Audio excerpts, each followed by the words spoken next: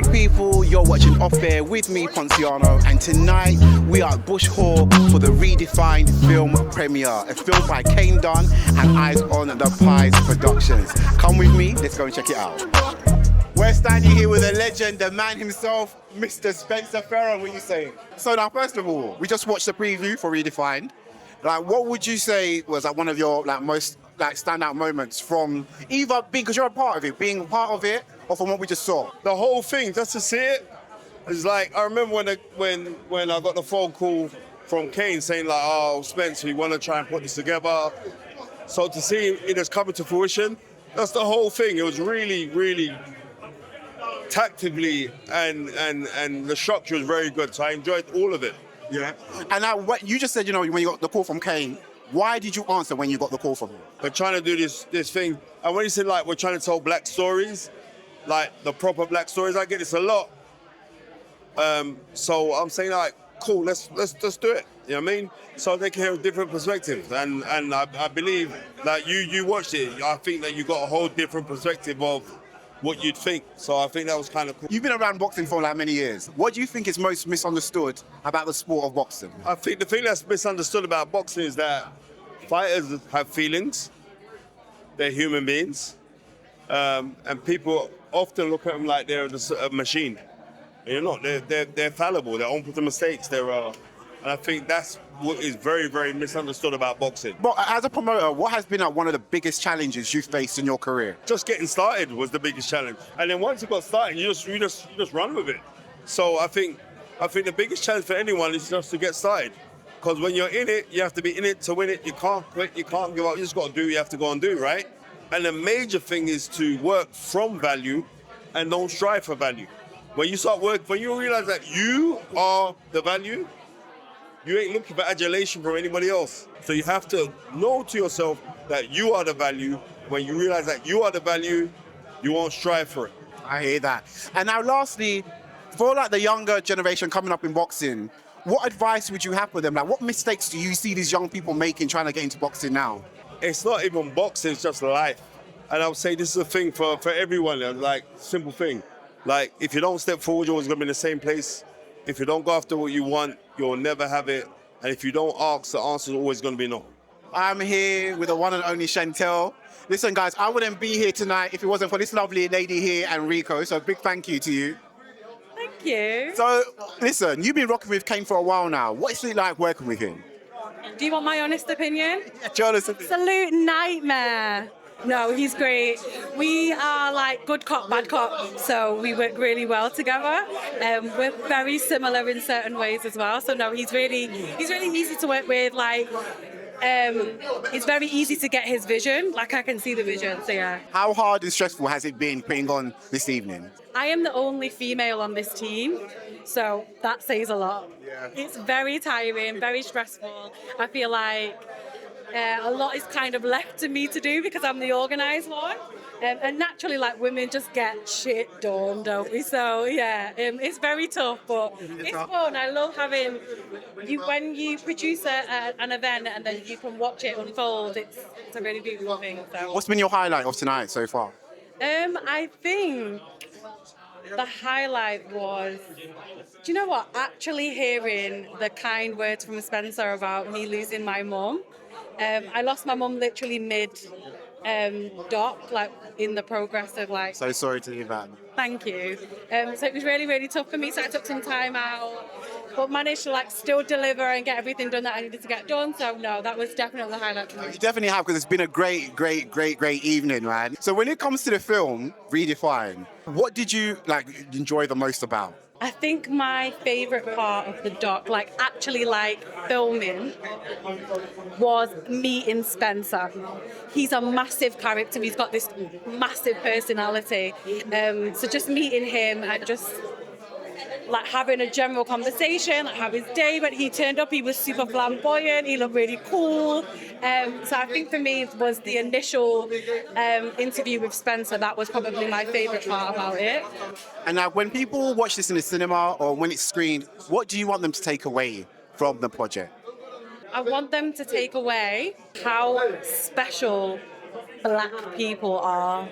Black excellence. That's what I want them to take away from it. You know, we're portrayed in a specific light, and I think it's important to touch on the importance of what you can do with your life in sport and how you can change your life massively. Like, you know, some of these guys came from absolutely nothing and they're now world champions. So, yeah. And finally, why do you think it's so important that Kane and the rest of your team tell these type of stories? Because nobody else will tell them. So that's the most important part for me, I think. And we're the right team to do it. We're a diverse team. We all come from different backgrounds, different type of lifestyles. And I think that, yeah, no one else is going to tell them. So, shit. We need to do it. We do. Yeah. So we're here with Bugsey, half of the duo Young T and Bugsey. What are you saying, my brother? Damn, my bro. Are you good, yeah? I'm not too bad, I'm not too bad. Now listen, for those people that don't know, how long have you been into boxing for? I've been into boxing for good, I want to say 11, 12 years now still. 12 years, 12 years, yeah, 12 years now still. 12 years. And what has the sport taught you, you know, outside of the ring? Outside of the ring, discipline. I think one thing I appreciate with boxing is that I can see the boxers have to have a lot of discipline to do what they do in it, because it's not just about, obviously man love the knockouts, man love seeing a man get knocked out, do you know what I mean, this and that, but it's like, when you're in that later rounds and you're gassing out, you got to remember your training and things like that. It's like, man can respect it. And we just watched, you know, the preview for Redefined. Like, what did you think about it? I thought it was sick still. I'm gonna keep it real. I thought it was really, really good. I can't even lie. I felt like it was very, very informative. There was a lot of information, a lot of things I didn't even know, a lot of things about British history, British like boxing history that I didn't even know myself, innit? And I felt like even, it wasn't just British boxing as well. They were talking about American stuff as well. It was like a very good mix, do you know what I mean? And it was touching on topics to do with us, do you know what I mean? Like the minorities, I mean, like people of color, you know what I'm saying? So I probably liked it still. And why do you feel like, you know, it's important for Kane to tell stories like this? I think it's important because, like I said, it's like, me watching it, I felt connected to it, innit? Do you know what I mean? Because stories of people that look like man, innit? And it's like they've came through different hardships or struggles that I necessarily haven't faced, but it's like, man can, yo, you know what? For you man to come through it and make your name like this, like, all I can do is respect. So I feel like it's important to tell them kind of stories. Because a lot of things, like I said, I didn't know myself, innit? You know what I mean? So it was good. And on your show, Cut the Ring Off, Yeah. what legendary boxer or person from the boxing world would you want to see on there? You know what? I'd love to get AJ on there still, you know. Like, I swear that. Yeah, I'd love to get AJ. That's a contemporary one. But if I could go back in time. Wait. Do you think he's gonna go back into? He's gonna come back to boxing?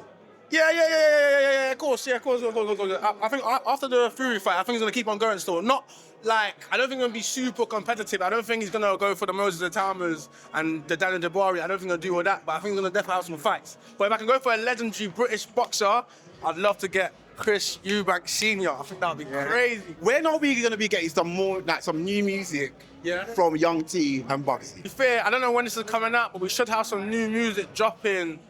Obviously, it's the World Cup right now. I can't even say it. I might give Give us that little exclusive. A little one. Okay, we might have a tune with a feature coming out in a couple of weeks. Yeah. All right, I'm waiting for it because we're big fans over here. Now, finally, if you had to choose one, and you can only choose one for the rest of your life, boxing or music? Music's my baby, man. That's my first love, you know. It's your first love, you know. You can't run away from your first love, innit? But I love boxing, though, innit? I love boxing still, but music, that's my, you know what I mean? Sure, that's your love there. All right, cool. So we just watched the preview for Redefined. What would you like people to take away from it? Like, what did you? Well, I didn't know Kane's mum done so much great things in her life. You know what I'm saying? It's inspirational, man. Obviously, we didn't get to see everything. We only got to see little bits from it. But I like success stories coming from a minority, coming from council estate backgrounds, coming from the fucking ends, and doing great things with your life. That's what I'm all about, and being humble through it and being successful through it and never forgetting where you come from either. It's good to watch, man. Do you still feel like there's racial barriers that still exist in boxing?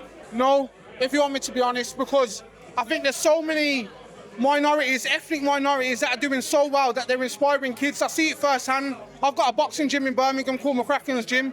I manage the super featherweight English champion Ibrahim Spider, and I see literally 20, 30 kids coming to my gym every week wanting to be him.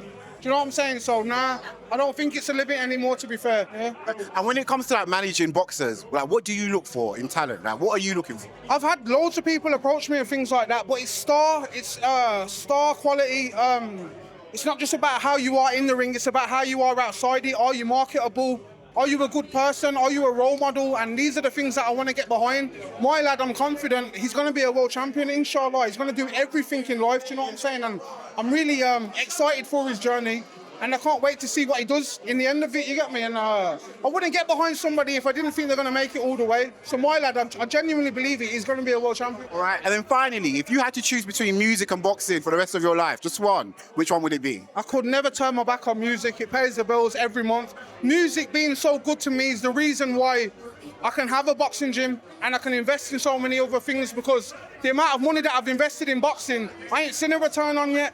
It's going to be a long run. I'm in this for the long run, the next 20, 30 years. So we're here with the man of the hour, the man of the moment, Kane Dunn. What are you saying, bro? I'm good, brother. I'm good. I'm happy it went well.